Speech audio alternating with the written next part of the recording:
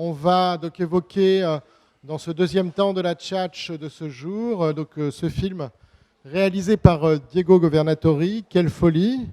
Et pour parler de ce film, nous avons son principal protagoniste. Il s'est déjà présenté tout à l'heure au moment justement juste avant la projection du film, Aurélien Deschamps.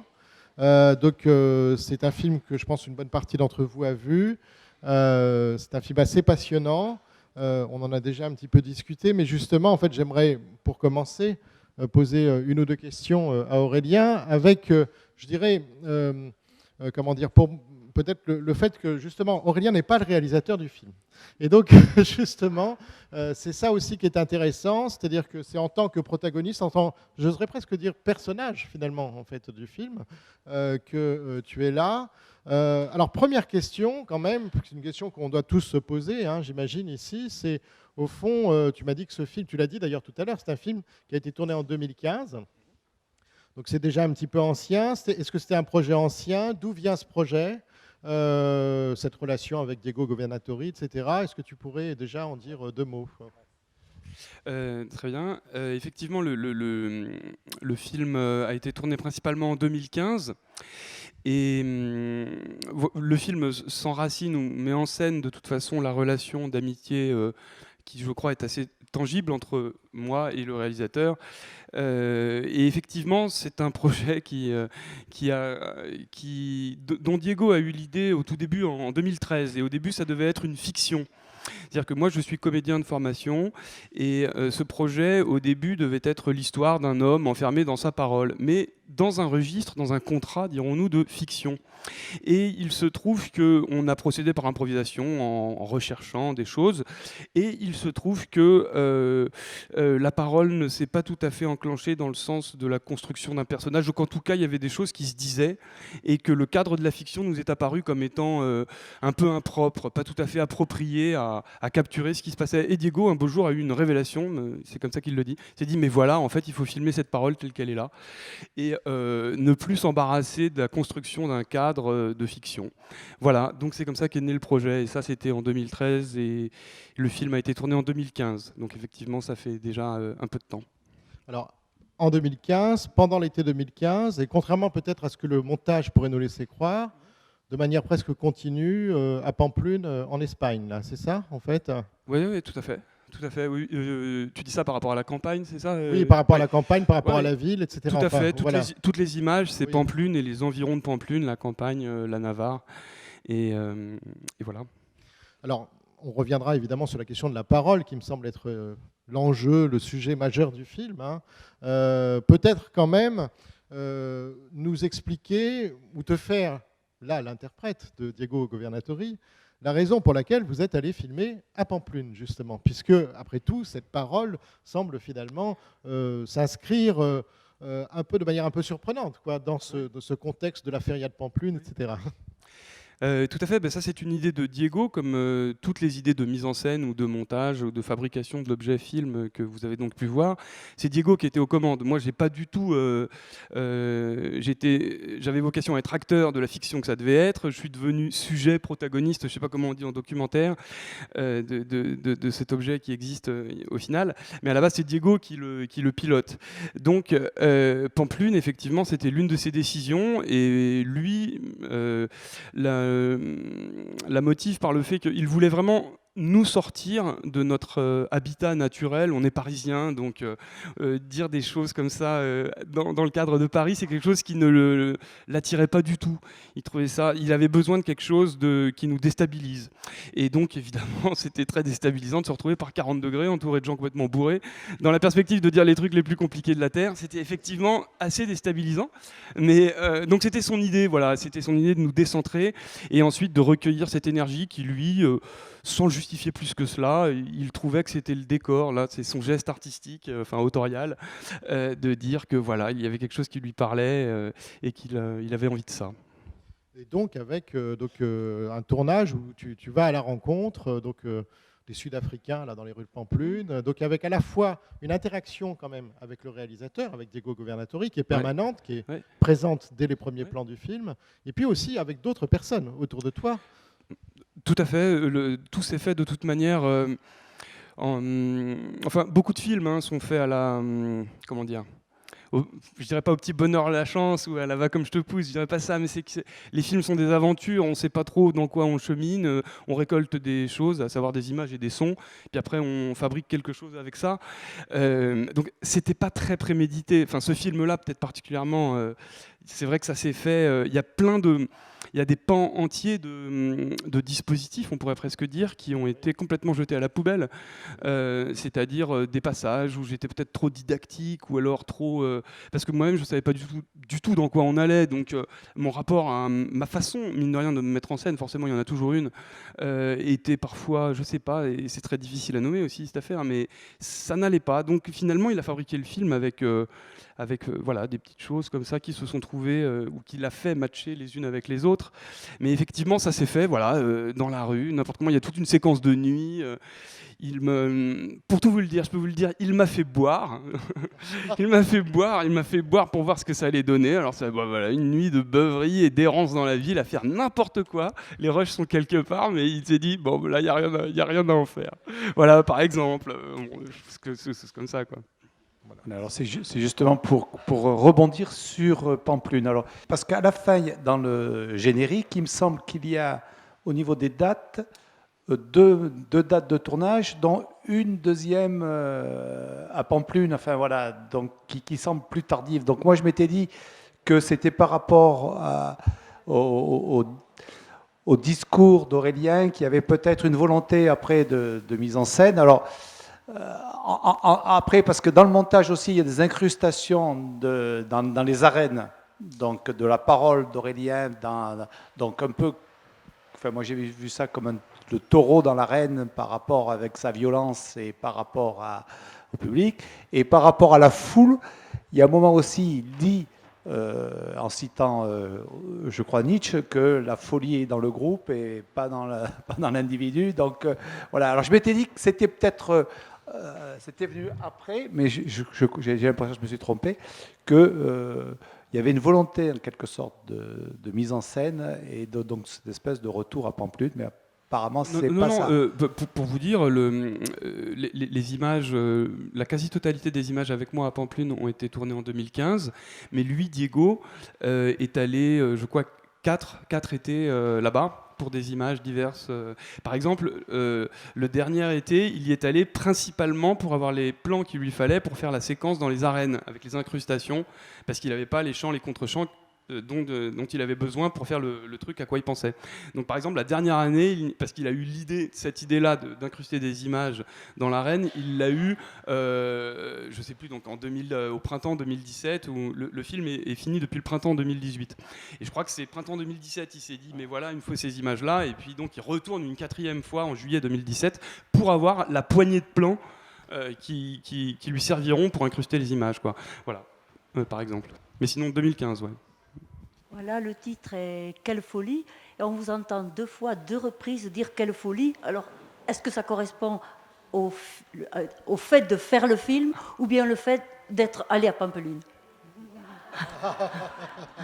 Non, il a choisi ce titre parce que moi, c'est une expression que j'emploie régulièrement et je trouve qu'elle est pas mal parce qu'elle marche dans absolument toutes les situations. C'est-à-dire que quoi qu'il soit en train de se passer, on peut prendre un air absorbé, méditer quelques secondes et puis faire quelle folie. Donc voilà, je fais ça souvent. Donc il s'est dit ah mais voilà, ça va être le titre. Ouais, donc voilà. Merci. Oui, je voulais dire que j'ai énormément apprécié ce film. J'ai trouvé extraordinaire parce qu'il essaye de nous faire comprendre ce que quelqu'un ne peut pas nous faire comprendre. Et j'ai ressenti beaucoup d'empathie avec cette souffrance qui est exprimée de façon quand même claire, tout en montrant la difficulté de l'exprimer. Donc j'ai trouvé que c'était un exercice vraiment bien fait. J'ai 2 questions. La première, c'est qui a écrit le scénario? C'est-à-dire, je me pose la question de savoir, vous êtes comédien, mais est-ce que vous êtes atteint de cette pathologie, de cet handicap, comme c'est indiqué dans le film? Première question. Deuxième question, quand vous avez présenté ce film tout à l'heure, vous avez dit, maintenant, on ne présenterait pas l'autisme de cette façon. Donc, je voulais savoir de quelle façon on le présenterait maintenant. Merci. Très bien. Écoutez, effectivement, pour répondre à votre première question, oui, je suis comédien de formation et voilà, ça c'est une chose. Après, je ne crois pas que soit mobilisé vraiment. Enfin, c'est pas une prestation de comédien parce qu'il n'y a pas de scénario écrit. Pour vous dire, il n'y avait pas de scénario écrit. Il n'y a que des discussions à bâton rompu où moi je sais ce que j'ai en tête et ce que j'ai envie de dire, mais il n'y a pas de scénario à proprement parler. Et toutes les rencontres sont fortuites et totalement, donc, en ce sens-là, improvisées, quoi. Mais voilà, donc première chose. Et deuxième chose, bah oui, c'est vrai que voilà, le film c'était en 2015. Voilà, bon, il se trouve que cette problématique de l'autisme, c'est évidemment la porte d'entrée dans le film, au sens où ce sont des professionnels de santé qui m'ont avancé ce diagnostic peu avant 2015. C'était une époque où j'avais été un peu frappé, j'avais commencé à lire un petit peu sur ces questions-là, et j'avais donc reconnu quand même plusieurs choses qui faisaient que ce diagnostic pouvait être pertinent pour quelqu'un comme moi. Mais j'ai lu depuis et je crois qu'il est possible de réfléchir totalement différemment ces questions-là maintenant. Donc c'est vrai que maintenant je le dirais totalement différemment, et notamment pour un cas d'autisme de haut niveau. Donc l'autisme de haut niveau, c'est ces formes d'autisme qui ne sont pas sévèrement marquées. C'est-à-dire qu'on ne voit pas de prime abord que l'individu est autiste. Bon, voilà, il y a des formes très marquées, on a tous les images un peu clichés de l'autisme. Voilà, moi je sais que maintenant je réfléchirais différemment. Pour des formes de haut niveau comme ça, je crois que pour tout le monde, s'arrimer à la parole, c'est un parcours, c'est un travail, et c'est quelque chose qui est l'occasion de nombreux ratages. On est tous constitués de nombreux ratages dans notre chemin vers notre parole. Peut-être qu'il est pertinent de définir un cadre donné, à savoir des autistes, qui aura une façon un peu spectaculaire peut-être de rater leur arrimage à la parole, mais ça concerne trop tout le monde. Donc je pense surtout dans un cas de haut niveau, vous comprenez, hein. Donc moi je pense plus la parenté avec tout un chacun, à savoir entre chacun de nous, si on regarde, si on commence à gratter, on va trouver des failles, on va trouver la faille en tout cas, on va trouver quelque chose. Donc je penserais vraiment différemment cette question-là. Voilà, et l'autisme, je n'en parle plus. Je préfère réfléchir à la question du symbolique de façon plus globale. Voilà. Oui, et d'ailleurs, si on reprend justement en fait cette question et ta réponse, donc on voit bien que, comme tu le dis, c'est une porte d'entrée, c'est un point de départ, hein, donc la question autistique.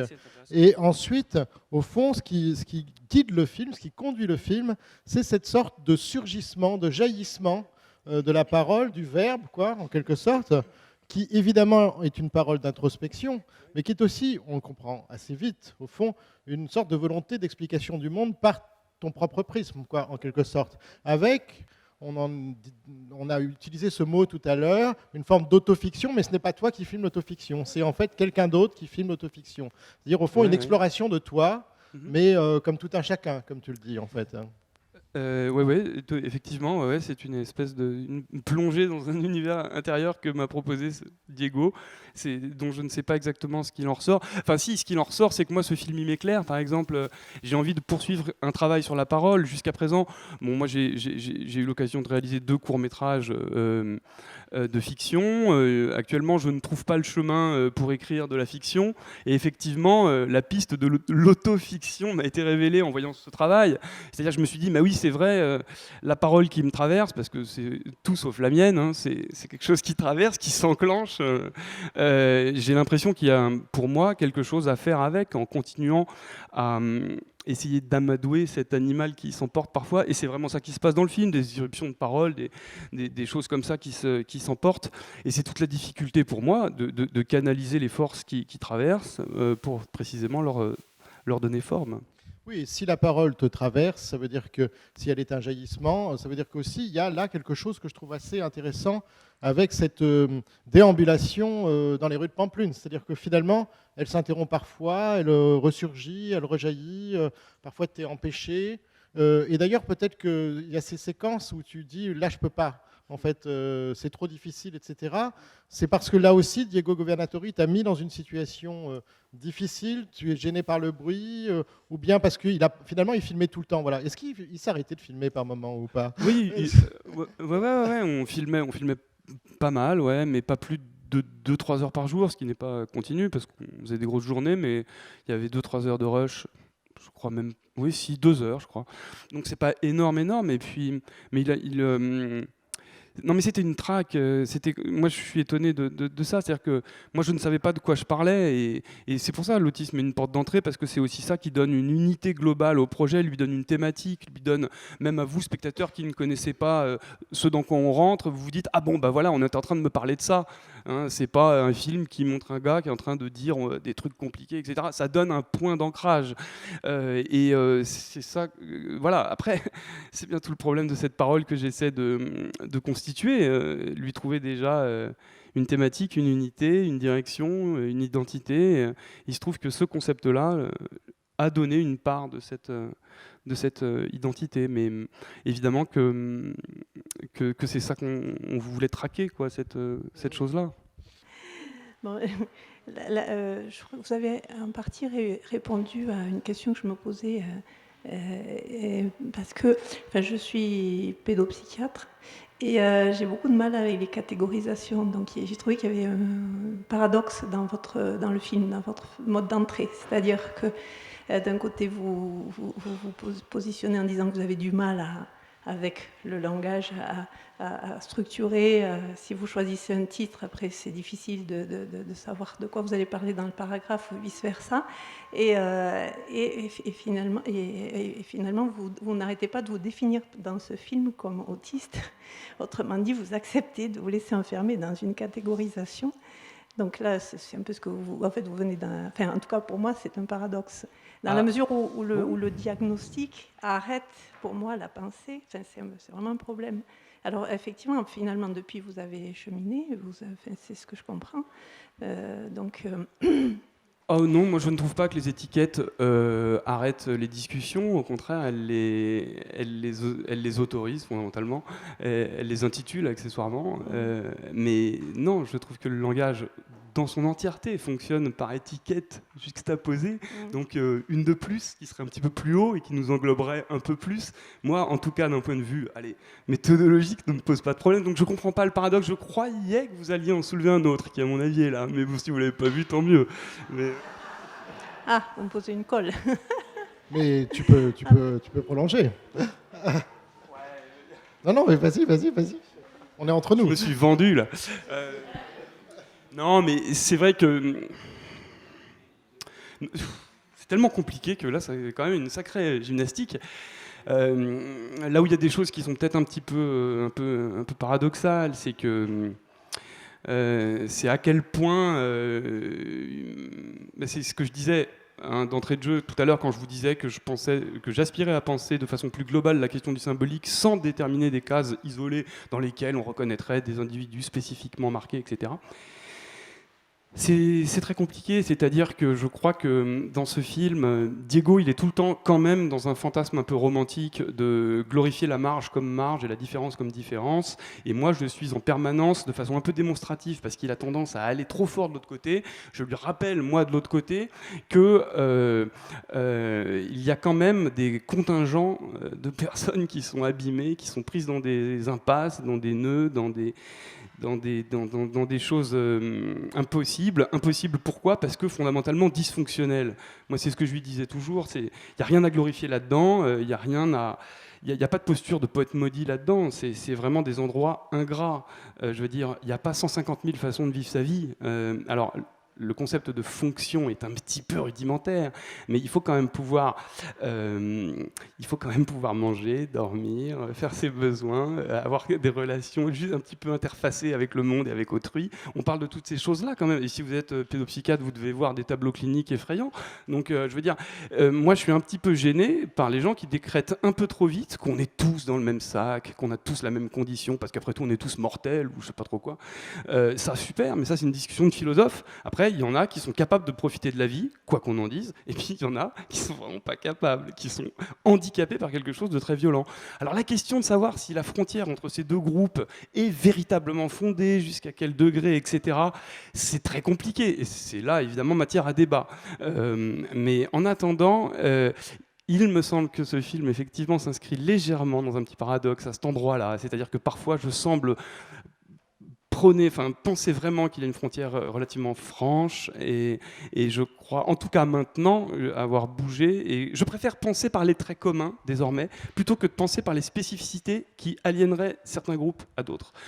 Mais il est possible, d'un autre point de vue, de se centrer sur les spécificités et sur les différences et donc de créer des groupes. Mais en fait, je trouve que la parenté fondamentale entre nous tous qui sommes des êtres de langage est beaucoup trop profonde. Et pour chacun de nous, il y a un combat qui se livre avec la parole. Et c'est tout, en fait. Et on est des êtres de langage et chacun trouve sa solution, qui est un bricolage. Et en fait, il n'y a rien d'autre qui importe, quoi.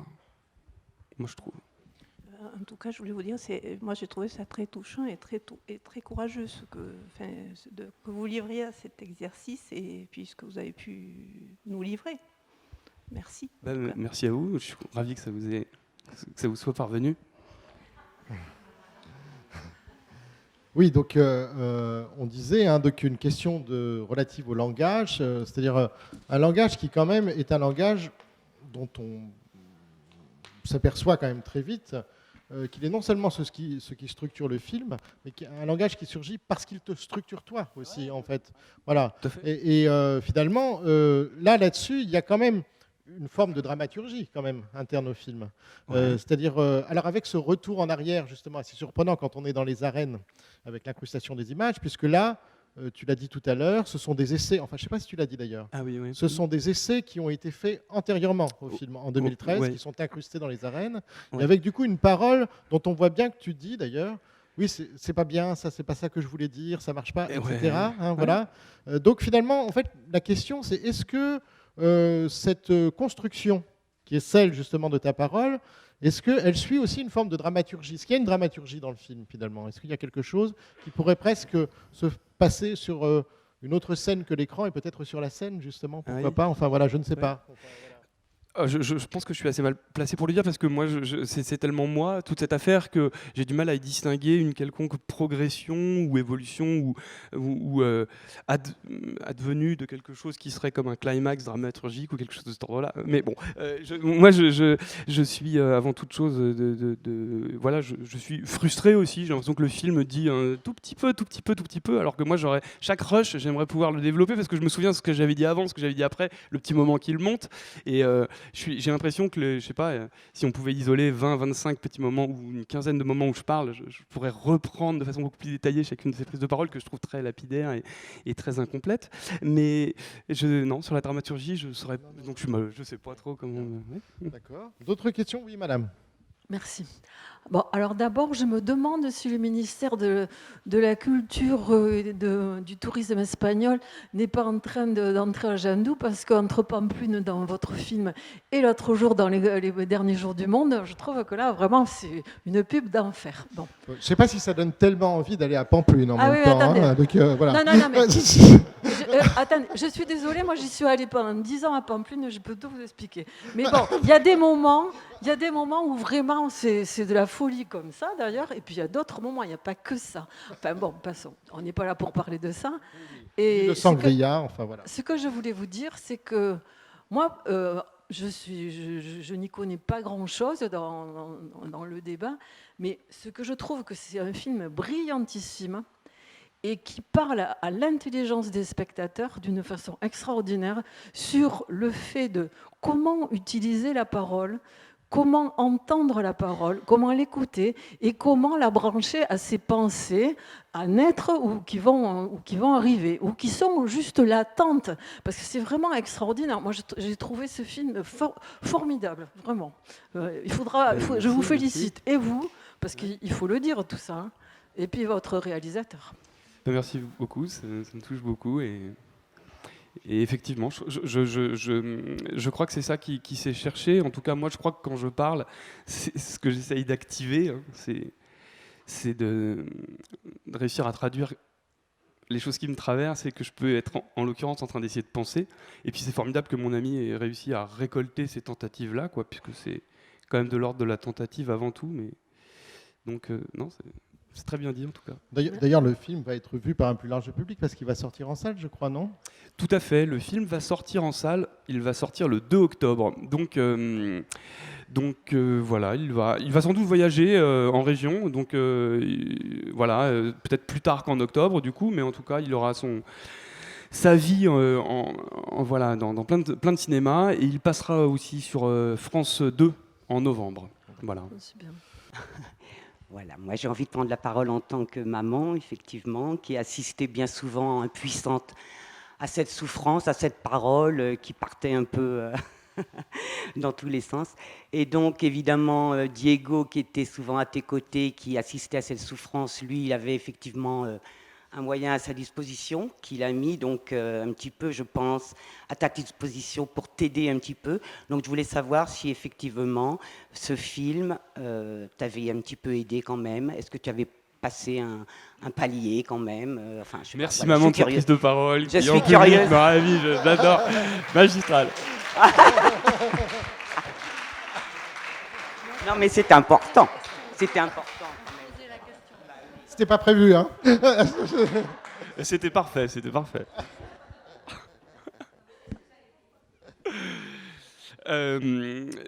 Oui, le film m'a beaucoup amené, m'a aidé. Je comprends pas très bien l'idée. Non, je dirais plutôt que ça m'a beaucoup amené et ça m'a montré des choses. Moi, l'impression que j'ai, c'est que, comme je disais tout à l'heure, ça m'a ouvert le chemin d'un nouveau domaine d'écriture qui est celui d'une écriture documentaire ou de l'autofiction, parce que c'est vrai que nous, oui, moi et Diego, on est dans le monde de la fiction à la base. On est vraiment juste dans cet univers-là. C'est complètement par accident qu'on s'est retrouvé à aller du côté du documentaire. Donc le film, moi, m'a apporté cet éclairage-là, me dire qu'une écriture est possible de ce côté-là et que c'est intéressant à explorer. Et puis sinon, le film, moi, je trouve ça formidable de voir qu'en 1h25, des gens qui ne me connaissent absolument pas, puisque ça fait 1 an que le film tourne en festival, donc j'ai déjà eu l'occasion d'échanger un petit peu avec des spectateurs. Et je suis très très étonné de voir qu'en donc 1h25 de film, des gens peuvent venir me parler après en ayant compris, du moins je trouve, des choses complexes, fines, subtiles, profondes, intimes, alors que, voilà, parfois, moi j'ai l'impression de passer 4 heures, 6 heures, 8 heures dans une soirée avec quelqu'un, on parle, ou dans un dîner chez des gens, on parle, et en fait, au bout de 8 heures de blabla, on sait vraiment toujours pas qui on est. Et là, en 1h25, quelle est cette opération de condensation prodigieuse par laquelle autant d'informations se trouvent communiquées? Mais c'est formidable. Et c'est une œuvre d'art, bien sûr. Et puis l'artificier de cette histoire, c'est Diego, qui a été un orfèvre dans ce travail pour agencer toutes ces bribes et fabriquer cet objet qui, donc, se trouve être parlant pour des tas de gens. Et ça m'a étonné de voir. Et ça m'aide beaucoup de me dire que voilà, ça peut parvenir. Il y avait une question dans le fond. Oui, voilà. Oui, alors bon, merci aussi pour ce film. J'ai beaucoup apprécié l'expérience subjective dont elle témoigne. En exergue du film, il y a une citation de Valère Novarine. Alors si je ne me trompe pas, c'est « ce dont on ne peut pas parler, alors il faut le dire ». Alors, c'est pas tout à fait ça. C'est ce dont on ne peut parler, c'est cela qu'il faut dire. C'est cela qu'il faut dire, voilà. Alors, pourriez-vous nous dire quelque chose du choix de cette citation et justement de ces 2 termes mis en tension là, entre parler et dire? Oui, c'est une phrase de Valère Novarina, qui est un poète contemporain que Diego et moi on aime énormément, parce que c'est un travail sur la parole que moi je trouve prodigieux, qui est exceptionnel. Et cette citation-là, c'est un peu, on pourrait dire, une profession de foi, la profession de foi de tout poète qui aurait un peu compris que la poésie doit chercher la frontière du langage, et bien sûr ne pas parler de jolies choses ou de cuicui, les petits oiseaux, ou je sais pas quoi, certaines représentations qu'on peut avoir de la poésie. La poésie est faite pour emmener le langage aux frontières de sa puissance de signification. Et là, dans cette citation, voilà, vous entendez les mots en français. On parle de quelque chose, mais on dit quelque chose. C'est-à-dire que le dire est frontal, entier, plein, direct, mais en contact avec l'objet du discours. Enfin, l'objet du discours se trouve comme présentifié par la parole, par le dire. Alors que parler d'eux, c'est s'inscrire dans une transitivité et distancier l'objet. Bon, évidemment, la vocation du poète, c'est de faire advenir, par la langue elle-même, de faire advenir l'objet de son discours.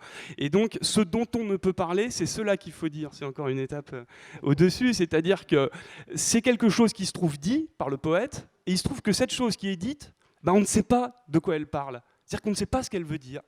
Et pourtant, elle est dite. Et voilà, et ça définit quelque part une quête de la parole pour tous les, je sais pas, les excités en mon genre, qui en tout cas donc conçoivent la poésie dans cette direction-là. Il faut faire acte de parole dans cette direction-là, hein, c'est-à-dire faire advenir quelque chose dont on ne sait pas ce que c'est, mais qui soit là, indubitablement. C'est le feu sacré de la parole, c'est comme ça que Novarina parle de la parole. Voilà, c'est l'idée. J'espère que vous avez compris. Bonjour, merci pour la justesse du film. Je voulais vous demander comment Diego, le réalisateur, parce qu'au début vous mentionnez dans le film que lui aussi il se nomme autiste, et je voulais savoir comment, parce qu'il s'est un peu planqué finalement, à vous laisser parler et à prendre les images et à faire le montage, alors qu'au début j'avais l'impression que, en plus de l'amitié, il y avait aussi ce partage du constat et de certaines difficultés. Oui, c'est effectivement, je trouve ça très intéressant qu'il ait gardé ce rush pour que je puisse me dédire, voire me contredire, pour dire qu'en tout cas, effectivement, je ne dirais plus les choses du tout comme ça, parce que typiquement Diego, c'est quelqu'un qui conserve dans son fonctionnement nombre de caractères, donc je dirais pas autistiques, mais archaïques. Lui aussi est attaché à des tas de choses un peu aberrantes, et c'est pour ça que dans un premier temps, j'ai pu vouloir dire que lui aussi était concerné par un diagnostic de cet ordre-là. Mais c'est pas du tout le cas, parce que lui, il a bel et bien trouvé un système compensatoire extraordinairement opérant. Cet homme-là, actuellement, pour vous dire pourquoi il n'est pas là, mais parce qu'il est en vacances avec sa femme et ses enfants. Vous voyez ce que je veux dire? Il a autre chose. Il serait ravi d'être là, hein. Mais ce que je veux dire, il a femme et enfant, il vit sa vie. Et alors moi, c'est une autre aventure, c'est tout. Voyez, donc non, il a trouvé un système compensatoire relativement efficace. Et donc, ça se double évidemment par des points d'aveuglement, parce que bon, voilà, moi, je construis quelque chose du côté de la lucidité. Et lui, et peut-être que, j'allais dire, lui s'est aveuglé pour construire tout ça, mais peut-être que toute construction que nous signons dans nos vies relève d'un aveuglement sur lequel on n'arriverait pas à faire tenir ce qu'on fabrique, hein, mais c'est comme ça. Okay. Merci beaucoup. Alors, puisque tu parlais des limites donc, du langage, il se trouve que dans la première, plutôt au début du film, hein, je crois que vous êtes encore dans les éoliennes, là, dans les champs d'éoliennes. Justement, alors tu évoques à un moment Flaubert. Donc, est-ce que c'est pas quelqu'un justement, enfin, c'est assez intéressant cet exemple, parce que comme s'il y avait justement là quelqu'un qui avait porté aussi en ses frontières, en quelque sorte, le langage, la parole, d'autant plus qu'on sait que Flaubert disait ses textes, les prononçait, les énonçait, les gueulait, en quelque sorte. Et donc là, j'étais très intéressé par ce parallèle littéraire, hein, finalement, par cette allusion littéraire, pour savoir d'où ça venait et pourquoi est-ce que tu l'utilisais, en fait, à ce moment-là. Voilà. Parce qu'effectivement, alors Flaubert, moi, j'avais fait un master de philo il y a 15 ans sur Flaubert, donc voilà. Je savais pas. Ouais, voilà, donc c'est vraiment un truc très proche, parce que moi, j'ai eu cette révélation quand j'avais 22 ans, alors que j'avais arrêté mes études. J'ai rencontré cette littérature. Ça m'a fait un effet extraordinaire et je suis revenu donc faire un master de philo pour justement essayer d'écrire quelque chose sur Flaubert, puisqu'il y a eu une rencontre assez forte. Et voilà, c'est un exemple d'artiste, mais qui cristallise quelque chose, parce que c'est un extrême sur sa difficulté dans son rapport à la parole. Et effectivement, donc, un rapport extraordinairement incarné, matériel, au sens où il avait la nécessité de mâcher ses textes et de les à haute voix, enfin, exactement, voilà. hein, de les dire et de les gueuler, même comme il disait. Mais c'est vrai que plus globalement, moi, j'ai trouvé dans son parcours tout un... C'est quelqu'un dont les œuvres attestent encore formidablement de la présence d'un problème, alors que souvent les œuvres qui existent, elles se sont faites avec un endroit chez l'artiste où ça fonctionnait. Il y a plein d'œuvres magnifiques, mais qui sont trop fluides, trop pleines, trop entières. Chez Flaubert, la persistance du problème est permanente, c'est-à-dire que... Et il y a des gens qui vont ne pas aimer cette littérature, qui vont la dire statufiée, froide, impénétrable, méthodique, implacable, qui les fatigue. Mais c'est parce que ça résulte d'un système qu'il a élaboré. Et donc voilà, en gros, Flaubert, ce qui est intéressant, ce qui est atypique, je crois, c'est quelqu'un dont le travail atteste encore formidablement la violence et la radicalité des problèmes dans lesquels il était. Et c'est tout. Donc je pense qu'il y a plein de gens qui sont dans des rapports complexes au langage, dont je suis bien évidemment, qui vont pouvoir retrouver chez Flaubert quelqu'un qui vient de ce contingent-là et qui a trouvé ce système incroyable, à savoir quand même inventer la littérature moderne, c'est lui, hein, parce qu'il a répondu à un problème fondamental qu'il avait. Et donc ça, c'est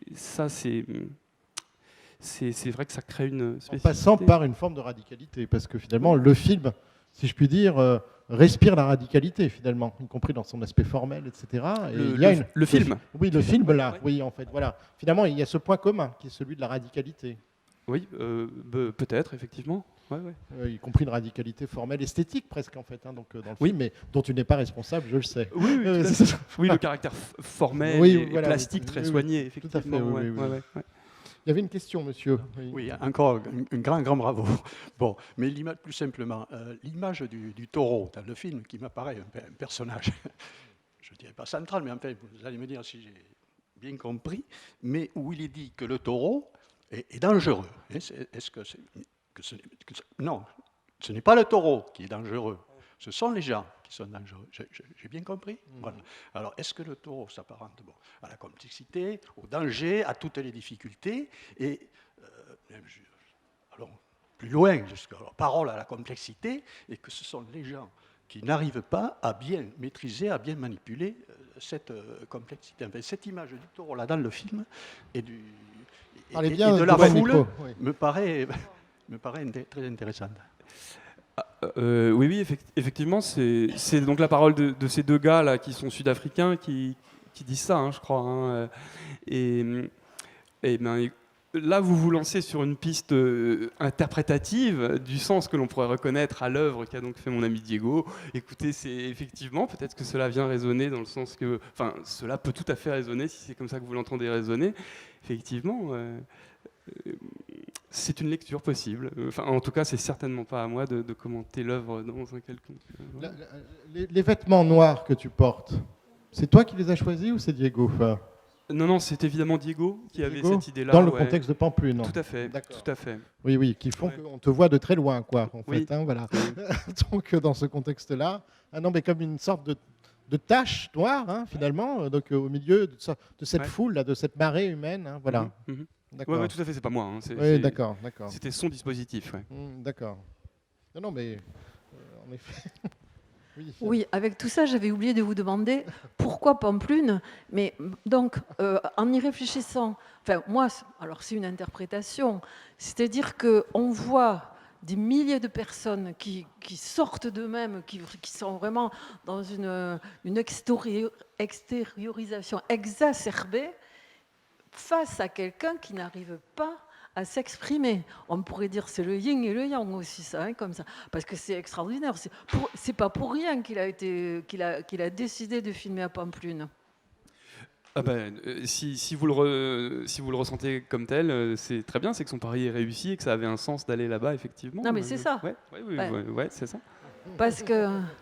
Parce que ce qu'il y a, c'est que quand on voit les vaches, un sirop, quand ils courent dans les rues, et quand ils arrivent dans les arènes le matin, comme ça, vous avez je ne sais pas si vous devez avoir des gens qui savent de quoi on parle là. Donc, au milieu, il y a des bœufs, vous savez, ceux qui sont blancs et marrons, on dit que ce sont les mansos. C'est ceux qui les aident à se calmer. Alors peut-être il y a aussi encore quelque chose un parallèle à faire avec ça. Avec des gens qui essaient de calmer les gens et qui partent dans tous les sens et qui en même temps essaient de s'exprimer. Bon, excusez-moi, tout à fait. Non, je vais trop loin peut-être. Il y a plein de parallèles à faire sans nul doute. Tout à fait. Enfin, comme dans toutes les œuvres d'art. Non, c'est vrai qu'il est difficile en fait de ne pas concevoir finalement cette plongée dans Pamplune comme une sorte de plongée dans une sorte d'aberration généralisée, hein, quand même. Dont tu serais l'exception, en quelque sorte. Hein, voilà. Donc là aussi, il y a quelque chose qui se joue à front renversé, hein, en quelque sorte, dans ce contexte-là. Hein, voilà, donc, parce que c'est vrai qu'on est quand même très... Enfin, moi, je me suis trouvé par accident un jour dans une feria comme ça. Enfin, c'est totalement... comment dire, quand on ne sait pas du tout, c'est très, très déstabilisant. C'est quoi, déstabilisant, enfin, voilà, donc c'est vraiment... voilà. Et donc là, tu es vraiment dans cette situation d'instabilité, hein, finalement. Tu disais tout à l'heure, on est sorti de notre zone de confort, et je crois que c'est vraiment ça aussi, là, l'enjeu, c'est sortir de sa zone de confort, en quelque sorte. Oui, tout à fait, effectivement. Il a enclenché ça, et c'est... Après, encore une fois, il y a eu des moments où on s'est fondu dans la foule, cette nuit notamment, d'ivresse et compagnie, mais ça avait donné des images qui ne matchaient plus avec le film qu'il a fabriqué finalement. Hein, donc effectivement, on a gardé vraiment la figure de marginalité et d'étrangeté. Ouais, tout à fait, ouais, c'était...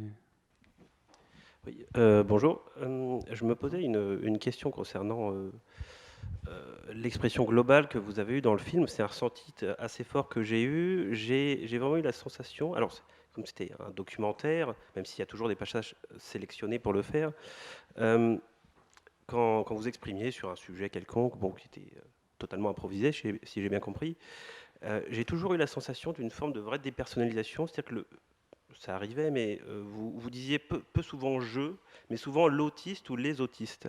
Alors bon, je me suis demandé si vous aviez fait des études sur la question, etc., mais vu ce que vous avez dit avant, visiblement non. Et j'aurais voulu savoir si vous-même vous percevez ça. Après, c'est peut-être juste les passages sélectionnés dans le film qui m'ont donné ce ressenti, hein. Enfin, pour faire le film, je veux dire. Ou est-ce que... c'est pas, en fait, c'est vraiment, c'est totalement décalé par rapport à ce que vous êtes vous, et la manière dont vous exprimez, sur les sujets. Est-ce qu'il y a cette dépersonnalisation généralement, ou c'est, à part justement quand vous êtes, comment dire, dans l'émotion, quand vous vous énervez, là vous dites beaucoup je, mais je trouve qu'il y avait un vrai décalage entre ces deux moments. Je me rends effectivement pas trop compte. En plus, moi, le film, je l'ai vu que 2-3 fois.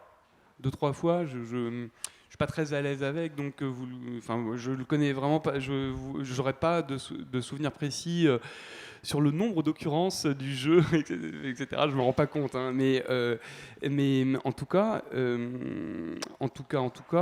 je suis un peu perdu par rapport à votre question, mais parce que Oui, si j'ai bien... Oui, en fait, j'avais l'impression d'entendre quasiment quelqu'un, et même si on prend en compte les citations que vous venez citer, finalement, c'est s'écarter de soi-même pour prendre l'autre comme par avant, finalement. Enfin, c'est la sensation que j'ai eue que, en parlant de vous-même, vous vous décaliez de vous-même, d'une certaine manière. Mais c'est le principe de la parole, non? Je sais pas. Je suis un petit...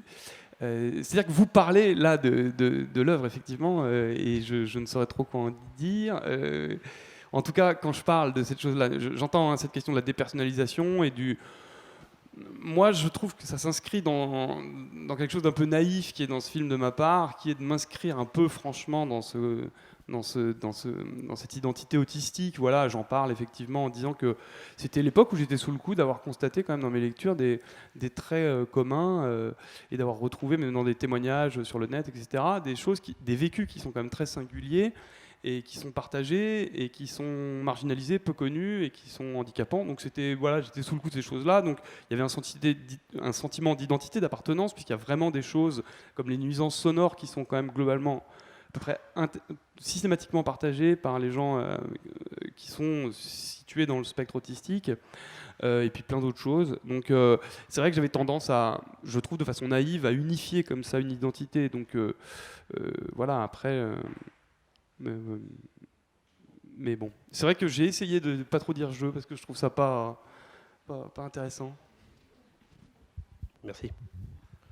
Alors moi j'avais aussi, alors il y a la question de la parole dans le film, mais il y a aussi quelque chose qui est quand même très évident, qui est mis en exergue d'emblée, c'est ton corps, quoi, la manière dont tu bouges aussi en fait, hein. Le fait que par exemple au début le parti pris, si on te filme de dos, hein, voilà, et tu n'apparais de face que relativement tard finalement en fait dans le film, peut-être au bout de 5 ou 6 minutes, hein, en réalité. Et ensuite, ce qui caractérise, je trouve, enfin la manière dont tu apparais, hein, donc c'est que voilà, ton corps est en permanence en mouvement, quoi, en quelque sorte. Donc il y a une sorte de mouvement en fait permanent, enfin perpétuel, qui accompagne cette parole et qui aussi crée une forme de presque, enfin il y a quelque chose là de très. C'est très marrant parce que je peux vendre la mèche parce que je trouve ça très drôle. Il y a déjà plusieurs personnes qui ont parlé d'une impression de cet ordre-là, à savoir que c'est un film en mouvement, continuellement en mouvement, etc., etc. Et en fait, il n'y a que la première séquence qui est faite à l'épaule. Non, c'est ça qui est très marrant. Non, mais je pense que c'est ça qui est ton génial. corps qui bouge. Oui, voilà. Non, mais là, c'est l'artifice de l'ami Diego, quoi, qui a réussi à faire rentrer dans le film par une énergie comme ça, où la caméra suit le tâtonnement de la parole, mais après, globalement, les prises de parole sont installées. Mais c'est son art d'avoir su justement faire respirer ces prises de parole qui sont par la suite toutes installées. Et il y a plusieurs personnes qui ont dit « Oh, le film est perpétuellement en mouvement, etc. » Donc c'est marrant de voir la puissance d'illusion du cinéma, quoi. Oui, alors moi je parlais pas du film. Parce qu'on embarque la parole et la parole, elle, est en mouvement.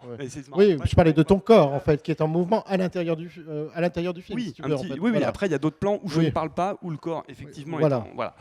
Là c'est tout à fait vrai. Mais oui. Non, mais moi je suis content parce qu'il m'a plutôt bien filmé, je crois. Donc voilà, j'ai rien à dire sur le corps de l'artiste. Vous êtes restés amis. Tout à fait. Oui, c'est important. Encore une ou deux questions avant de devoir nous séparer, puisque oui, il est déjà 7h presque en fait, et donc il y a un autre film, je sais. Une ou deux questions. Oui, je vous en prie. Moi, j'ai bien aimé les deux façons de voir les choses, des zooms très très pointus. Vous cherchiez toujours la clarté, et puis un grand plan large d'ouverture, les deux se nourrissant l'un et l'autre. Voilà, je ne sais pas si vous comprenez. Les deux quoi vous dites les deux façons de voir. Une grande ouverture et puis un zoom très précis sur ce que vous disiez. Oui. Voilà. Mais tout à fait, ce sont les deux principes élémentaires du discours et de la pensée, à savoir le synthétique et l'analytique. Nous sommes au cœur des questions philosophiques. Tout à fait. C'est ça. La dialectique se fonde de se trouver un équilibre juste entre une vue synthétique et une profondeur analytique. Donc, je rebondis en rigolant. Oui, moi j'ai bien aimé. C'est bien que, je suis content que le film parle de ça parce que ça veut dire que le film parle de la parole et met en œuvre la parole. Et c'est vrai que moi je traque ça, effectivement. Oui. Ouais. Merci. Alors, peut-être une dernière question quand même autour de ce film. Donc, c'est aussi, parce que le film parle de toi et donc on a envie aussi d'en savoir davantage, au fond, sur toi maintenant. Quand on est protagoniste, il faut assumer, je veux dire, son destin de protagoniste. Donc, tu disais que tu avais là, l'écriture de la fiction était quelque chose qui t'échappait pour l'instant. Mais est-ce que là, justement, dans cette écriture d'autofiction, est-ce qu'il y a des choses qui te semblent pouvoir se faire jour? Est-ce que ce serait sous la forme d'un film, d'un documentaire? Voilà. Est-ce qu'il pourrait y avoir donc, justement une exploration différente de ce qui a été entrepris là, avec Diego Governatori? Oui. Je travaille sur différents médias qui sont tous centrés sur la parole, mais justement qui l'informent de façon singulière et propre à chacun d'eux.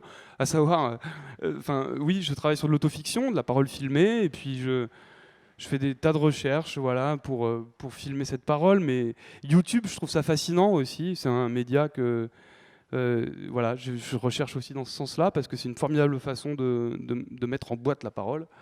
Et voilà, et puis le spectacle aussi, il y a des choses qui me tracassent, parce que la parole sur scène, c'est encore une autre parole. Oui, mais voilà. Moi, j'ai beaucoup pensé à ça, quand même, à la question de la scène, quand même. Bien sûr, une parole qui se libérerait totalement. Et d'ailleurs, le fait que tu aies évoqué Valère Novarina, qui est un auteur de théâtre, il y a aussi cette dimension-là. Quelque chose qui pourrait, comme ça, donner en quelque sorte toute sa largeur, toute sa dimension, qui serait la largeur d'une scène de théâtre. Tout à fait. Tout ça est en chantier et j'espère que tout cela adviendra. Ouais. Je suis au travail, en tout cas. Très bien. Merci beaucoup, Aurélien. Merci.